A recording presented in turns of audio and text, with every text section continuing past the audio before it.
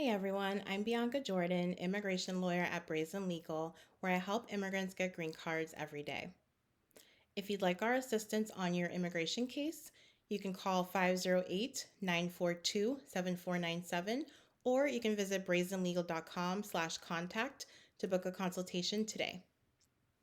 This video is about a recent CDC change that will impact people who are applying for a green card to come to the United States. As part of that process, an applicant has to go through a medical exam with a certified immigration doctor. And during this exam, the doctor is capturing this person's medical history. They're verifying to make sure that this person doesn't have any diseases or illnesses that could possibly impact the United States population when he or she enters the United States. Effective October 1st, 2021, COVID-19 is now being added to the list of vaccines that a green card applicant will have to have in order to get a green card.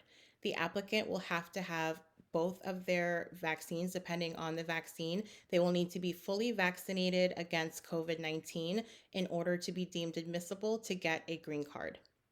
An applicant will be able to waive out of getting the COVID vaccine on religious or moral grounds, and this will be documented, but you simply won't be able to say, I don't want to get the COVID vaccine. If you do so, then you will be deemed inadmissible to the United States.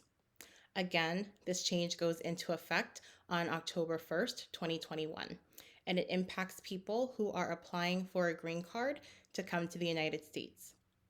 I hope you found this video helpful. Please visit brazenlegal.com to learn more about me, my law firm, how I can help you with your immigration case.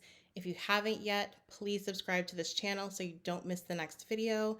And also, please follow me on Instagram at Brazen Lawyer, where I share a little bit of behind the scenes and I'm constantly answering questions about immigration cases.